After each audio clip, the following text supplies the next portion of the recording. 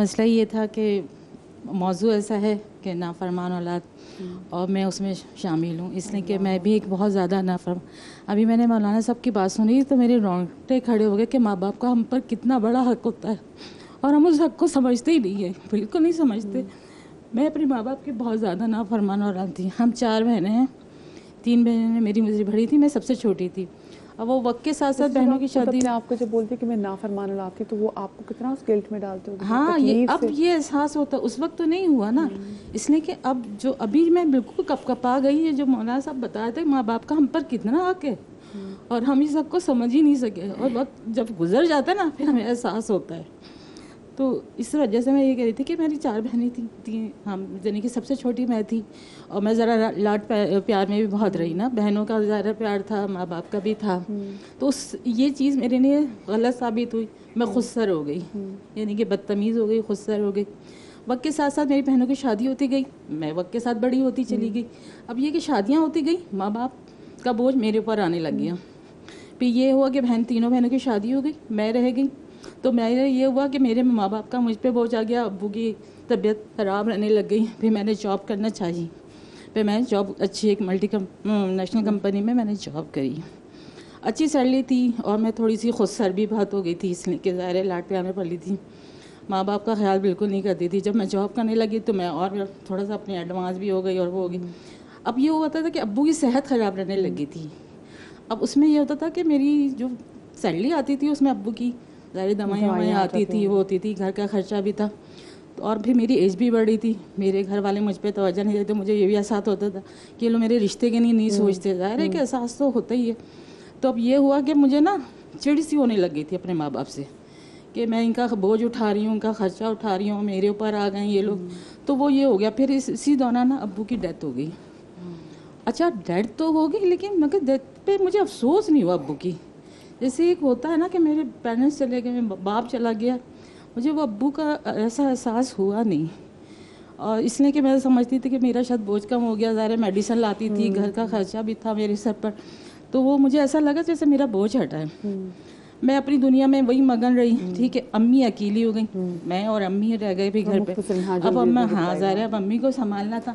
لیکن میں جاب میں اتنی مگن ہوتی تھی کہ بھائی کھانا لے آئی، اپنا برگر شرگر لے کر آگے کھا لیا، امی بھوکی رہ رہی ہیں، ان پہ کوئی توجہ نہیں دے رہی تھی میں.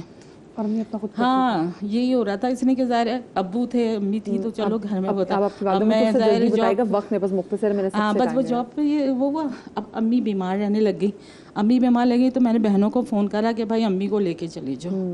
اب وہ امی کو بیچاری لے کے تو چلی گئیں، امی کومے میں چلی گئی ہیں.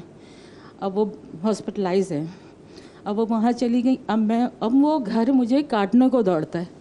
اب وہ ساری چیزیں، وہ بچپن، وہ بہنیں، وہ باپ، وہ سب اب مجھے یاد آتا ہے. اس لیے کہ وہ جو تنہائی اب مجھے ملی ہے نا. آپ کی امی بھی زندہ ہیں؟ ابھی زندہ، لیکن قومے میں سن نہیں سکتی. اچھا کو چلیں، میں اس وقت کال بھی مار سکتی ہوں، کالز بھی بڑی آ رہی، وقت بڑا مختصر. السلام علیکم جی.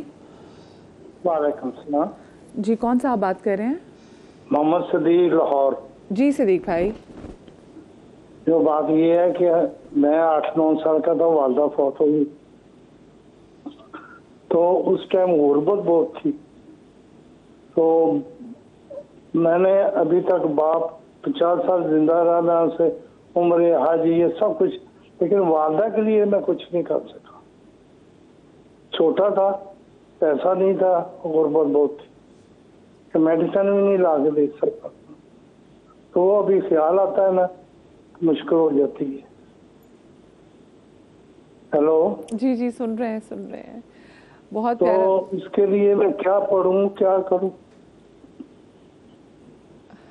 چلیں، یہ آپ کا خیال بھی آ رہا ہے، یہ بڑی بات ہے کہ آپ کو یہ خیال ہے. اللہ آپ کو سلامت رکھے صدیق بھائی. آپ نے اپنے والد کی اتنی خدمت کر لی. مختصر میں تمام جو علماء کرام ہیں ان سے، صدیق بھائی کے والے سے بھی، اور جو ہماری بہن یہاں نازیہ، جو اب اس پہ، کیونکہ اب ان کو یہ ہے کہ ان کی امی قوم میں ہے، بٹ وہ سن نہیں سکتی ہیں.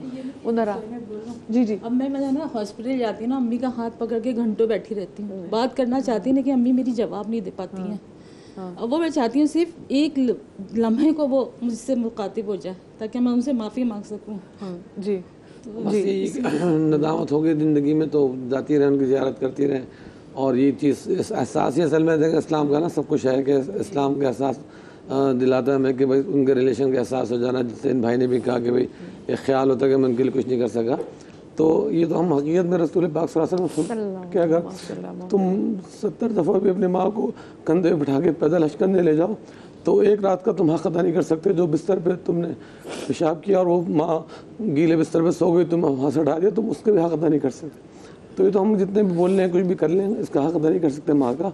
تو اس لیے یہ احساس ہم رکھیں اور آپ کے والدہ بھی زندہ ان کے قدموں میں بیٹھ کے ان سے جتنے بھی کر سکتے ہیں پیار کر سکتے ہیں، قدم چومیں، ان کی بات کریں. اور ایسے اللہ تعالیٰ سے دعا بھی کرتے ہیں اللہ پاک ہمیں قدر کی توفیق عطا فرمائے. اور ہمیں بھی آج ہم بھی جگہ سب یہاں پہ ماشاء اللہ مذہبی سے وابستہ بیٹھے ہیں. آف کیمرہ جو باتیں ہو رہی تھی ایموشنل ماں باپ کے حوالے سے، تو سبھی اپنے ماں باپ سے بہت زیادہ اٹیچ ہوتے ہیں. یہ اللہ پاک نے ایسی محبت رکھی ہے کہ ماں کی آواز سننا، باپ کی آواز سننا. بچپن کے یاد آتا ہے کہ باپ کے 10 روپے دیے ہوئے ایسا لگتا تھا کہ پوری دنیا ہمارے پاس ہے، 10 روپے جیب میں ڈالے، اس میں سائیکل بھی چلا رہے ہیں، کرایہ پہ خرچی کی چیزیں بھی کھا رہے ہیں. تو اب احساس ہوتا ہے کاش کہ ماں باپ بہت زیادہ زندہ رہتے ہیں ہمارے ساتھ تو ہم ان کے اوپر لٹاتے. اللہ کا شکر ہے ہم نے بھی کبھی اپنے طور پہ کمی نہیں کی، لیکن ہر خوشی میں کمی محسوس ہوتی ہے. علامہ صاحب بیان کر رہے تھے ابھی آف کیمرہ بہت ساری چیزیں. تو ہمیشہ احساس رہتا ہے کہ وہ ماں باپ ساتھ ہوں تو انسان ان کے لیے بہت کچھ کرے. اور ماں باپ کا ہونا ہی نا، میں عمران بھی کہتی ہوں بہت بڑی دولت. آپ بہت امیر، آپ کے دونوں ماں باپ اگر زندہ ہیں. میں اکثر لوگوں کو سمجھاتا ہوں بھائی اگر آپ کے گھر میں ماں باپ بھی نا، بعضی لڑکیاں بڑی رشتوں سے پریشان ہو جاتی ہیں، ماں شوہر کے رویے سے تنگ ہو جاتی ہیں ماں باپ کے سر پہ. تو میں کہتا ہوں اس سے بڑی نعمت کوئی نہیں. آپ کہتے ہیں نا دنیا میں کچھ بھی نہیں، ماں باپ سر پر ہیں تو ان کی قدر کریں، پاؤں دبائیں، پاؤں میں بیٹھیں، اللہ پاک سے دعا کریں، انشاءاللہ اللہ پاک بہت کچھ نوازیں گے. صدیق بھائی کی کال صدیق بھائی کے حوالے سے اللہ تعالیٰ نے خوش رکھے، آباد رکھے. اور ایسے وہ بچے، ایسے لوگ کہ جو اپنے والدین کے حوالے سے یہ سوچ رکھتے ہیں، تو اس کا مطلب یہ کہ نبی اسلام نے فرمایا کہ ایسے لوگ جنتی ہیں. حدیث میں مکمل جو کر رہا تھا آخر میں تھوڑی سی وہ تو صحابی نے کہا یا رسول اللہ میں آپ پہ ایمان لاتا ہوں، اللہ پہ ایمان لاتا ہوں، میں نماز پڑھتا ہوں، میں روزہ رکھتا ہوں، میں زکوٰۃ دیتا ہوں، میں رمضان میں قیام کرتا ہوں. آپ نے فرمایا یہ صدیقین، شہداء اور صالحین کے ساتھ ہوگا، شرط یہ کہ والدین کا نافرمان نہ ہو. اگر یہ والدین کا نافرمان ہے تو پھر اس کی نہ نماز قبول ہے، نہ اس کے روزے قبول ہیں، نہ اس کی زکوٰۃ، سب چیزیں اس کے منہ پہ مار دی جائیں گی. صدیق بھائی کے لیے یہ میسیج ہے، وہ کہہ رہے تھے میں اپنی والدہ کے لیے کیا کروں. دیکھیں جو پیشنٹس بیمار ہیں اس وقت، جو بوڑھی کوئی عورت نظر آئے اپنی والدہ سمجھ کے اس کی کفالت کرنا شروع کر دیں. بہت سارے ایسے غریب لوگ ہوتے ہیں کہ جو افورڈ نہیں کر سکتے. آپ ایسے ہاسپٹلس میں جائیں، ہمارے لوگ کہتے ہیں نا کہ آپ قبرستان جائیں اور قبرستان جائیں گے تو آپ کا دل نرم ہو جائے گا، مگر افسوس کی بات یہ ہے کہ لوگ قبرستان جاتے ہیں وہاں بھی ہنسی مذاق کر رہے ہوتے ہیں. اگر آپ کو اللہ سبحانہ و تعالیٰ کے قریب ہونا ہے تو آپ وہاں جائیں جہاں ایمرجنسی پیشنٹس آ رہے ہوتے ہیں، کسی کی ٹانگ ٹوٹی ہوئی، کسی کا کوئی ہارٹ پیشنٹ ہے اور کوئی افورڈ نہیں کر سکتا. تو سب سے آج ایک اصال ثواب کی بہترین میں دینا چاہوں گا یہاں پہ ایک مثال کہ آپ اگر اصال ثواب کرنا چاہتے ہیں تو ہاسپٹل سے جائیں، غریب غربا کی پوری جو علاج کی کفالت کر لیں. میرا یقین ہے کہ وہ ٹھیک ہوں گے اور آپ کے والد اور والدہ کی اللہ سبحانہ و تعالیٰ بخشش و مغفرت فرما دے گا. ایک چھوٹی سی اور بات یہ بھی ہے جو ریحانہ بہن کی اور ان کی بھی، دیکھیں یہاں والدین کی بڑی ذمہ داری ہے کہ اپنے بچوں کی اچھی تربیت کریں. تربیت کا فقدان ہوتا ہے کہ جس کی وجہ سے آج میں اور آپ بیٹھے ہیں. مجھے اچھی طرح یاد ہے کہ میں چھوٹا سا تھا، میرے والد صاحب رحمۃ اللہ علیہ مجھے لے کے مسجد جاتے تھے. مجھے تمام تمیز، تمام باتوں کی آج بھی آپ دیکھو میں بار بار ابا کی بات رپیٹ کرتا ہوں. اس کی سب سے بڑی وجہ یہ ہے کہ تربیت کی. مجھے آج بھی ان کی ساری باتیں، اس وقت مجھے لگتا تھا کہ شاید یہ مجھے ابو بہت بولتے ہیں، مگر آج سمجھ میں آتا ہے کہ چھوٹی چھوٹی باتیں ہیں. اور ایک میسج اور، آج بھی ابھی بھی امی میرا پروگرام دیکھ رہی ہوں، امی ابھی بھی دیکھ رہی ہوں. میں جب بھی کہیں بھی جاؤں، کسی بھی جگہ جاؤں، میں سب سے پہلے کہتا ہوں صاحب اور علامہ صاحب کہ امی میں فلاں جگہ جا رہا ہوں. امی کہتی ہیں جاؤ، اللہ کرے گا کامیاب ہو جاؤ گے. تو وہ جو امی کے جو الفاظ ہوتے ہیں نا، کامیاب ہو جاؤ گے. حج پہ میں گیا، میں نے کہا امی حج قبول کریں گے، جاؤ حج قبول ہے. تو ایسا لگ رہا تھا کہ حج ابھی گیا نہیں ہوگا. قبولیت کی مہر لگی ہوئی. امی کی بات ہی تھی نا، اس لیے میں نے کٹ بھی نہیں کیا کیونکہ بریک آ گئی. چھوٹی سی بریک کے بعد واپس آتے ہیں علامہ صاحب سے اور عائشہ سے اس بارے سے بات کریں گے بریک کے بعد.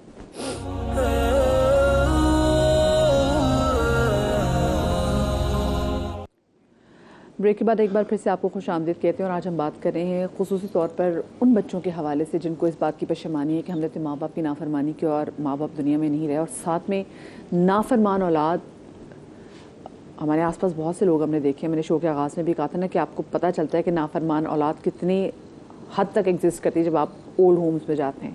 وہاں پتہ چلتا ہے کہ صورتحال ایگزیکٹلی کیا ہے. جیسے ہم سے پہلے بھی یہاں پہ بہن بیٹی تو یہ بتا رہی تھی کہ ان کے والد صاحب کا انتقال ہو گیا ہے، والدہ ان کی کوما میں چلی گئی ہیں اور کیونکہ وہ انہوں نے خیال بھی نہیں رکھا، ان کو گلٹ ہے. وہ کہتی ہیں میں ماں کے پاس تو جاتی ہوں لیکن مجھے ہے کہ میری ماں مجھ سے صرف آدھا مطلب بات کر لیں، مجھ سے چاہے آدھا گھنٹہ بات کر لیں. تو یہ جو گلٹ ہے، اور وہ بچے جو بہت سارے میں دیکھ رہے ہیں اور جو پہلے بھی فراز بھی تھے کہ گلٹ میں تھے کہ میں نے کچھ کیا نہیں ان کی زندگی میں. دیکھیں بات یہ ہے کہ یہ احساس جو ہے یہ اللہ کی نعمت ہے. اس کا مطلب یہ ہے کہ خدا یہ چاہتا ہے، اللہ یہ چاہتا ہے کہ تم کو اپنی رحمت سے نوازے. لیکن اتنی تکلیف ماں باپ کو دینے کے بعد اگر یہ احساس ہے تو دیکھیے اللہ ہدایت دیتا ہے اور وہ کبھی بھی دیتا ہے، کس وقت بھی دے سکتا ہے، ٹھیک ہے نا. اس کا اختیار انسان کے پاس نہیں ہے، کب کہاں کس وقت اس کو ہدایت دے دے یہ خدا کے ہاتھ میں. جس کو چاہتا ہے وہ ہدایت دیتا ہے، جس کو چاہتا ہے وہ ذلت اور رسوائی میں چھوڑ دیتا ہے. یہ ہے مالک میرا، ٹھیک ہے. اب اگر کسی شخص کو بھی یہ ہدایت مل رہی ہے اور مل گئی ہے اور اس کو ان باتوں کا احساسات ہیں، تو اب اس احساسات کو خدا کی عطا سمجھے، خدا کی نعمت سمجھ کر کے اپنے ماں باپ کے پاس جائے.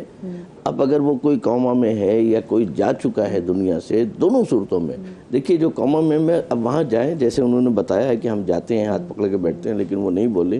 اب یہ وہ لمحہ ہے کہ جہاں ایک اولاد اپنے رب سے رجوع کرے، مالک میری ماں پر رحم فرما دے، اس کو صحت دے دے، بولنے کے قابل دے دے، تاکہ میں اپنے کانوں سے سن سکوں کہ اس نے مجھے جو ہے نا گلے سے لگا لیا. آپ اللہ سے ان کے رحم کے لیے دعا کریں، اپنا استغفار کریں اور اس کے لیے اوپر رحم کی دعا کریں. ہو سکتا ہے خدا اس کو گویائی دے دے، ہو سکتا ہے اللہ جو ہے وہ قادر مطلق ہے، وہ ان کو صحت دے دے، ٹھیک ہے. اور جن ماں باپ کے جو لوگ گزر گئے ہیں، امام موسیٰ کاظم علیہ السلام کا ایک بڑا خوبصورت جملہ ہے. امام فرماتے ہیں کہ ماں باپ کبھی مرا نہیں کرتے، ماں باپ کبھی نہیں مرتے، ماں باپ ہمیشہ زندہ رہتے ہیں، اس دنیا میں بھی رہ کر کے اور وہاں جا کر بھی وہ اپنی آل کے لیے، اپنی اولاد کے لیے دعا گو رہتے ہیں، وہ دعا کرتے ہیں. اور اللہ میاں نے دیکھیں ان کو یہ کیپیسٹی دی ہے، وہ اپنے لیے اب کچھ نہیں کر سکتے پر اپنے بچوں کے لیے جی جا کے بھی اس دنیا سے. تو اب آپ کے پاس دو راستے ہیں، ٹھیک ہے نا. ایک جائیں ان کے پاس، ان کی قبروں کے اوپر جائیں. یہاں تک ایک شخص آیا حضرت صلی اللہ علیہ وسلم کے پاس، اس سے پوچھا تمہاری ماں زندہ ہے؟ یہی ایسے ہی واقعہ تھا. تو کسی نے کہا، ایک واقعہ ہے جس نے کہا ہاں زندہ ہیں، ایک نے کہا کہ نہیں زندہ نہیں ہے، میں چھوٹا سا تھا، میری ماں کا انتقال ہو گیا، میں دیکھ نہیں سکا، مجھے یہ بھی نہیں پتا قبر کہاں ہے. تو میں چونکہ وقت کم ہے لہذا مختصر کر رہا ہوں. تو آخر میں یہاں تک کہ اگر تم کو یہ بھی نہیں معلوم کہ میری ماں کی قبر کہاں ہے تو جاؤ قبرستان میں جا کر کے ایک ایسی جگہ بنا لو اپنے ہاتھ سے اور یہ تصور کرو میری ماں کی قبر، اس کے قدموں پہ گر جاؤ، اس کے قدموں پہ لپٹ جاؤ اور اللہ سے دعا کرے کہ پروردگار ان پر بھی رحم فرما اور مجھے بخش دے. اپنی توبہ کرے، ماں سے مخاطب ہو، باپ سے مخاطب ہو، ماں اور باپ دونوں کے ساتھ مخاطب ہوں اور جا کر کے ان کے قدموں پر گر کر کے، وہ چاہے زندگی ہو یا قبر ہو، آپ تصور کریں میری ماں ہے. آپ کے تصور میں کوئی تبدیلی نہیں آنی چاہیے. آپ جس طرح زندگی کے اندر اسی طرح قبرستان میں بھی جا کر کے اس قبر پر بیٹھیں اور ان سے گفتگو کریں. جو بات آپ کہنا چاہتے ہیں وہ کہیں، مالک سن رہا ہے، اللہ سن رہا ہے، وہ وہاں تک پہنچا بھی رہا ہے اور وہاں سے وہ رحمت کی جو ہے نا وہ عطا بھی آ سکتی ہے. تو دونوں صورتوں میں یہ بات موجود ہے. آخرت کے اندر ایک روایت میں موجود ہے کہ دو قسم کے لوگ نافرمان ہوتے ہیں. ایک وہ جنہوں نے زندگی میں تو کیا ماں باپ کے ساتھ لیکن ان کے گزرنے کے بعد ان کو بھول گئے. وہی بات جو میں پہلے بات بھی کہی تھی کہ جو ماں باپ جانے کے بعد بھی آپ کر سکتے ہیں. اور کچھ وہ ہیں کہ جو زندگی میں نہیں کر سکے فار اینی ریزن، لیکن انہوں نے جو ہے نا جانے کے بعد یہ ان کو اگر احساسات ہو گئے تو وہ احساسات کے بعد اپنے ماں باپ کے لیے، اپنے والدین کے لیے وہ دعا کریں، نیکیاں کریں، صدقہ جاریہ کریں، ان کے لیے جو کر سکتے ہیں. اور خاص طور پر ان سے ریلیٹیو جو رشتے ہیں ان کا احترام کریں. ہاں یہاں تک کہ روایات میں اگر ماں چلی گئی ہے تو تمہاری خالہ اگر زندہ ہے تو جاؤ اس سے معافی مانگو. صحیح. اور ساتھ میں یہ بھی تو عائشہ ایک جگہ ہم نے یہ بھی تو دیکھا کہ رسول پاک